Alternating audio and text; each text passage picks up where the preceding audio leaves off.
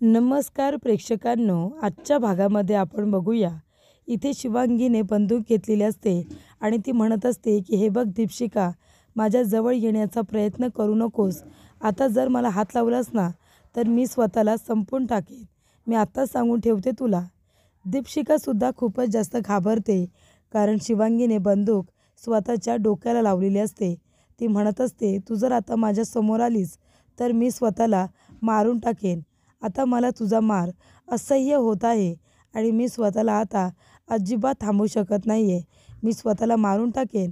इथे आताच्या आता अबोलीला बोलव. अबोलीजवळ मला बोलायचं आहे. घडलेला सगळा प्रकार मी अबोलीला सांगेन, तुला नाही. तेव्हा लवकरात लवकर इथे अबोलीला बोलावून घेऊन ये, नाहीतर मी स्वतःला संपवेन.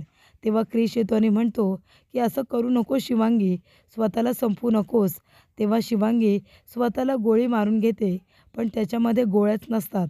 तेव्हा इकडे दीपशिका हसायला लागते आणि म्हणत असते, काय गे शिवांगी, तुला काय वाटलं या बंदुकीमध्ये खरोखरच्या गोळ्या आहेत असं वाटलं का तुला? अगं तुला जशी नाटके करता येतात ना, तशी मलासुद्धा येतात. तेव्हा दीपशिका म्हणत असते, तुला माझ्या तावडीतून कुणीही सोडवू शकत नाही, कळलं ना तुला? तू गुन्हेगार आहेस, गुन्हेगार.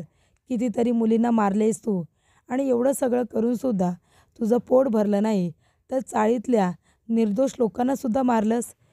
हे करून तुला काय मिळालं शिवांगी? तेव्हा इकडे आता शिवांगी बंदुकीने स्वतःला संपवण्याचा प्रयत्न करणार असते, पण त्याच्यामध्ये गोळ्याच नसतात. तेव्हा दीपशिका जाते आणि तिला पुन्हा खूप जास्त मारत असते. म्हणत असते, काही झालं ना तरीसुद्धा मला कुणीही थांबवू शकत नाही तुला मारण्यापासून. शिवांगी, तू माझ्या तावडीत आहेस ना, तेव्हा तू आता गुन्हा कबूल कर. आत्ताच्या आता मला सांग की हे सगळं तू घडून आणलंस म्हणून. सांग ना, किती मुलींना मारलंस तू? आणि तू समृद्धी नावाच्या मुलींना का बरं मारतेस? असं काय झालंय ते खरं खरं आम्हाला कळू दे. तेव्हा इकडे आता ती काही सांगायला तयार नसते. शिवांगी म्हणते, काही जरी झालं तरीसुद्धा मी तुझं काही ऐकणार नाही आहे. तेव्हा इकडे अबोली आलेली असते. अबोली म्हणते की शिवांगीला सोड दीपशिका. दीपशिका म्हणते, तू कोण आहेस गं? सांग ना, कुठल्या अधिकाराने तू इथे तिला सोडवायला आली आहेस किंवा मला तिच्यापासून लांब जायला सांगतेस? तर हे तुला कुणी सांगितलंय ते मला सांग. हा अधिकार तुला कुणी दिला? तेव्हा अबोली म्हणत असते, तू कदाचित विसरली असशील, पण मी विसरलेले नाही आहे. मी एक वकील आहे हे तू विसरली असशील, आणि एका वकिलाच्या नात्याने मी इथे आलेले आहे आणि शिवांगीचं वकीलपत्र मी स्वतः स्वीकारले. त्याच्यामुळे माझ्या अशिलावरती तू आता हात उगारच नाहीत. तुला माहिती आहे ना कायदा काय आहे ते? अजिबात तिच्यावरती हात उगारायचा नाही. आणि हे बघ, मी इथे तिचं वकीलपत्र घेतलं आहे आणि आता मी तिला वकील म्हणून भेटायला आली. तिला जे काय बोलायचं आहे ना ते ती माझ्याबरोबर बोलेल, ती मला सांगेल. आणि शिवांगी, तू सुद्धा जे काही खरं खरं घडलं आहे तेच तू मला सांगायचं आहे. अजिबात त्याच्यामध्ये एक शब्दसुद्धा खोटा यायला नको. तेव्हा इकडे शिवांगी म्हणते, नाही अबोली, मी खोटं बोलून काय करू? जे काही खरं आहे ना तेच मी तुला सांगते. आपण सगळेजण लग्नाला गेलो होतो तेव्हा माझं डोकं दुखलं. मी तिथेच थांबले होते आणि त्यानंतरला एक छोटा मुलगा आला मला बोलवण्यासाठी. मला म्हणाला की समृद्धी ताईने तुला बोलावले, म्हणून मी तिच्या रूममध्ये गेले. तिथे गेल्यानंतर समृद्धी तिथे नव्हती. नंतरला समृद्धी त्या ठिकाणी आली. आम्ही दोघीजणी बोलत असताना दरवाजा लावून घेतला आणि वाघासारखा माणूस तिथे आला. त्याने माझ्यावरती अटॅक केला. नंतरला जे काही घडलं ते मला काही आठवत नाही आहे, पण त्यावेळेला समृद्धीलासुद्धा मारलं होतं आणि मी तिथे बेशुद्ध होऊन पडले होते आणि ते वाघासारखे कपडे माझ्या अंगामध्ये घातले होते. थोड्या वेळाने मला जाग आली. इकडे तिकडे बघितलं तर रूमसुद्धा बंद होता. तुम्ही सगळेजण इथे दरवाजा उघडण्यासाठी प्रयत्न करत होता, रूम तोडण्यासाठी प्रयत्न करत होता. त्यानंतरला मी खूपच जास्त घाबरले.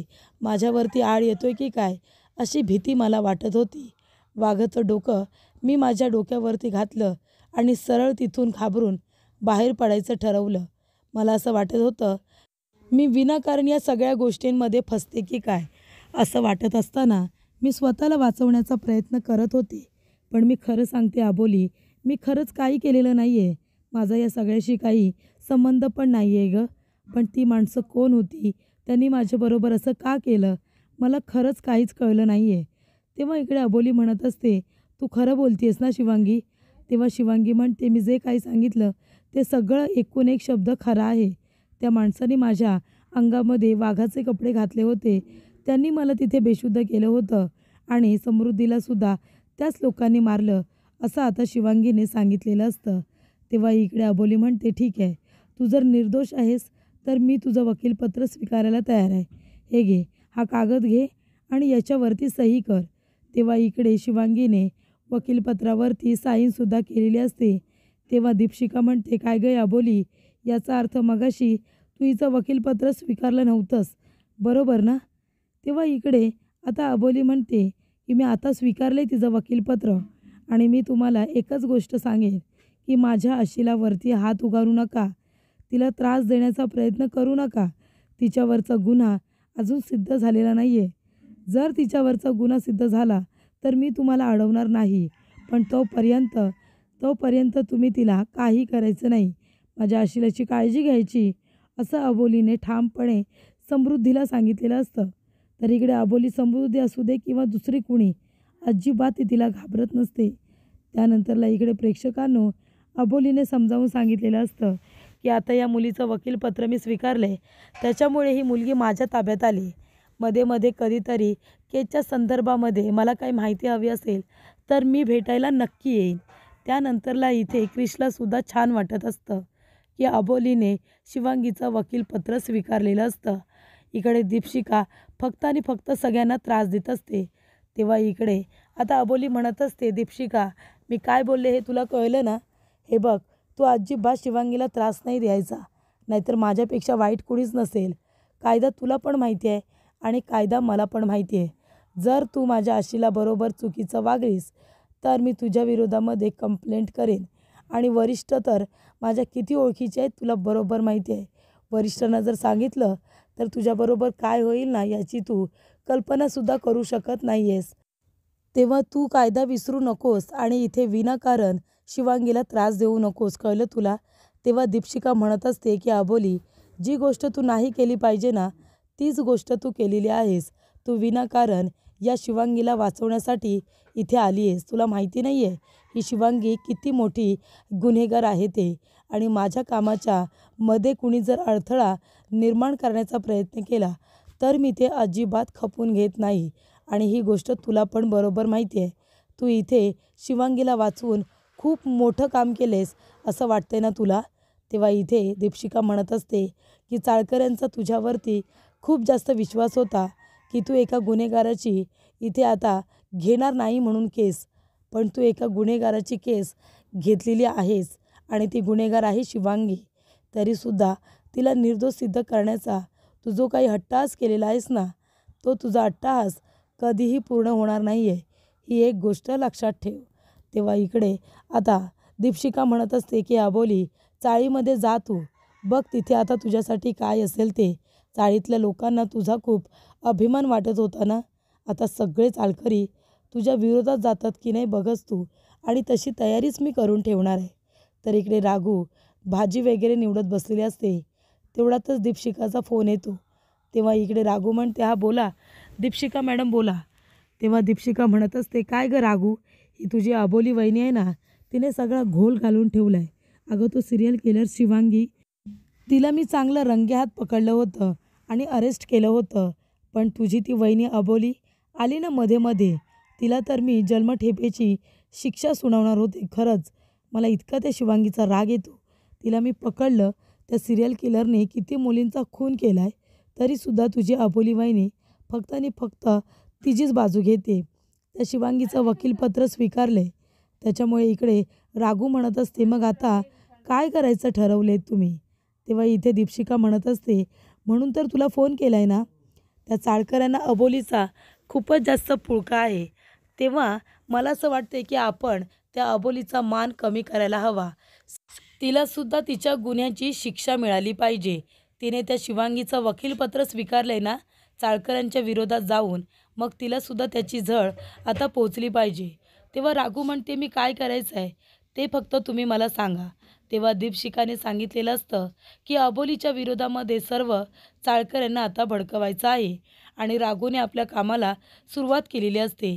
रागू येते आणि म्हणते, या चाळकऱ्यांनो सगळ्यांनी इकडे या. त्या अबोली वहिनीचा तुम्हाला सगळ्यांना खूपच जास्त पुळका होता ना. अबोली वहिनी जे काही करते सगळं बरोबर करते असं तुम्हाला वाटत होतं. सिरियल किलर कोण आहे? शिवांगी आहे. तुम्हाला बरोबर माहिती आहे. मी आधीच सांगितलं होतं की या शिवांगीला चाळीमध्ये ठेवू नका म्हणून, पण अबोली वहिनी तिला घेऊन आली म्हणून तुम्ही सगळ्यांनी तिला इथे ठेवू दिलं, बरोबर की नाही?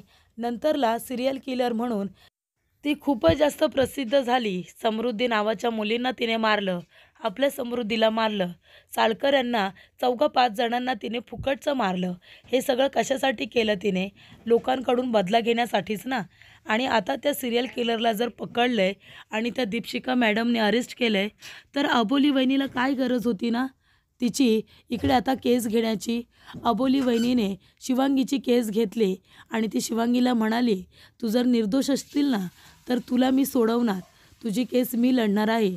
तुला अजिबात खोट्या गुन्ह्याखाली कुणीही अडकवू शकत नाही. तुला मी निर्दोष सिद्ध करणार म्हणजे करणार, असं अबोली वहिनी त्या शिवांगीला म्हणाली. तुम्ही आता सांगा चाळकऱ्यांनो, तिने आपल्याला इतका त्रास दिला आहे तर त्या शिवांगीची केस घ्यायची काही गरज होती का?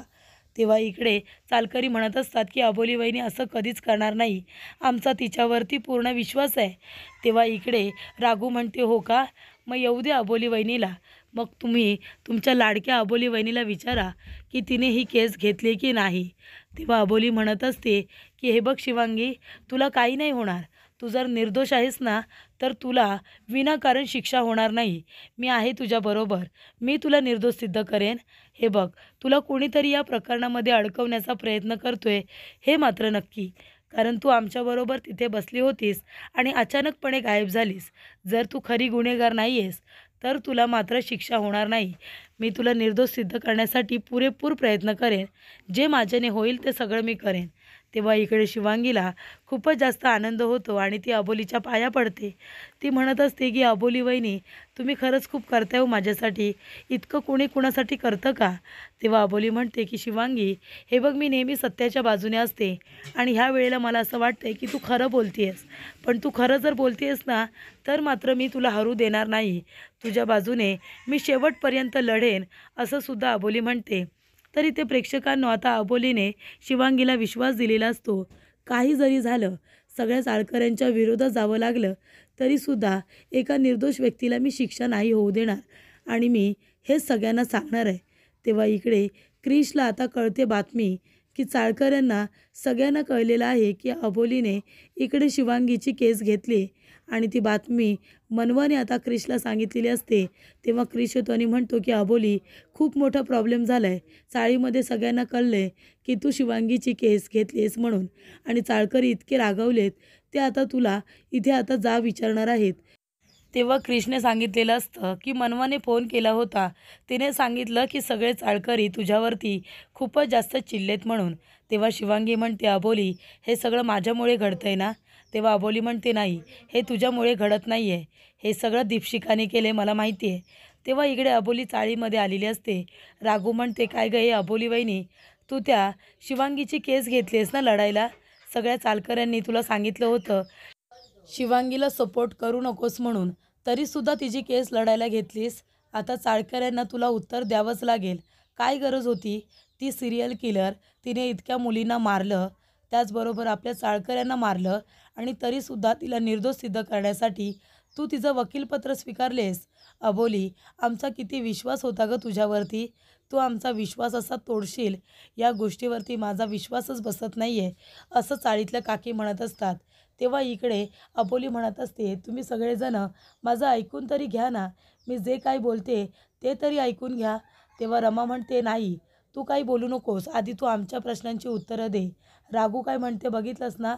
रागू म्हणते की आता माझ्या शब्दाला मान नाही आहे. अबोली वहिनी तुझं ऐकत नाही, तू माझं ऐकत नाही का? मी तुला माझी शपथ दिली होती, मग तू का ही केस घेतलीस? सांग ना अबोली, माझ्या शब्दाला आता मान उरलेला नाही आहे का? तेव्हा अबोली म्हणते, नाही आई, असं काही नाही आहे. तेव्हा इकडे मग रमा म्हणत असते, मग एवढं तुला सांगूनसुद्धा तू का अशी वागलीस अबोली? का तू चाळकऱ्यांच्या विरोधात गेलीस?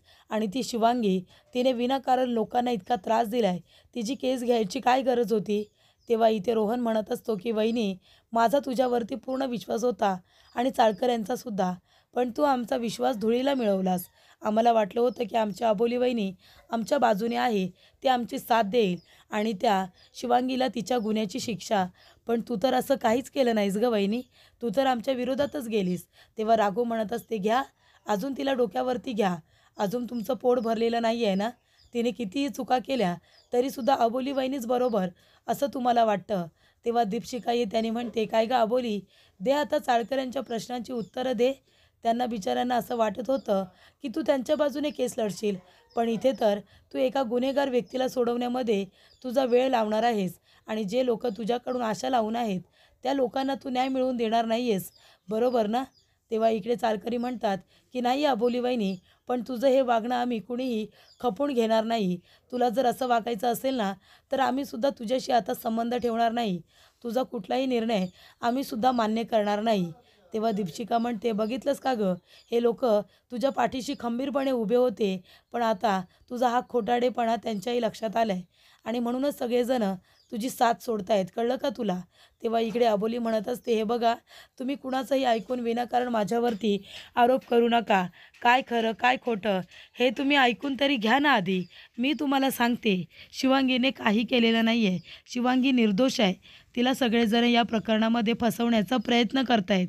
तिला याच्यामध्ये विनाकारण सगळ्यांनी फसवले. तिची बाजू तरी समजून घ्या. तेव्हा रोहन म्हणतो, आम्हाला तिची बाजू समजूनसुद्धा घ्यायची नाही आहे. हे बघ वहिनी, आम्हाला तुला काही बोलायचं नाही आहे, पण जर तू त्या मुलीची बाजू घेतलीस ना, तर एक गोष्ट सांगतो, आम्ही कुणीही तुझ्याशी आता बोलणार नाही, तुझ्याशी संबंध ठेवणार नाही. आणि महत्त्वाची गोष्ट म्हणजे जर चाळीतल्या कुठल्याही लोकांनी अबोली वहिनीशी संबंध ठेवण्याचा प्रयत्न केला, तिला मदत करण्याचा प्रयत्न केला, तर त्या घराला वाळीत टाकलं जाईल. त्याच्यामुळे आता यापुढे अबोली वहिनीजवळ कुणीही बोलणार नाही आहे. तिला कुठल्याही प्रकारची मदत हवी असेल तर तिला कुणीही मदत करणार नाही आहे, असं चाळकर यांनी आता ठरवलेलं असतं. बायकासुद्धा अबोलीवरती भडकलेल्या असतात. बायका म्हणत असतात, काय गं अबोली, आम्ही तुला किती मानतो माहिती आहे ना तुला, तुझ्यावरती विश्वास ठेवतो. जो काही निर्णय घेतेस आमच्या हितासाठी असेल आम्हाला असं वाटतं, पण आता नाही. आता तू खूपच चुकीचं वागली आहेस. तेव्हा इकडे अबोली म्हणत असते की चाळकऱ्यांनो, तुम्ही मला असं का बोलताय? आतापर्यंत कधीतरी मी आपल्या चाळीच्या विरोधात गेले का? कधी चाळीच्या भरल्याचा विचार नाही का केला? कधी मी तुम्हाला सांभाळून नाही घेतलं का? तुमची मदत नाही घेतली का? सांगा ना. मी कधीच तुमच्या चांगल्याचा विचार केला नाही आहे. मग मी आता वाईट विचार का करेन? हे बघा चाळकऱ्यांनो, न्याय सगळ्यांना मिळायला हवा.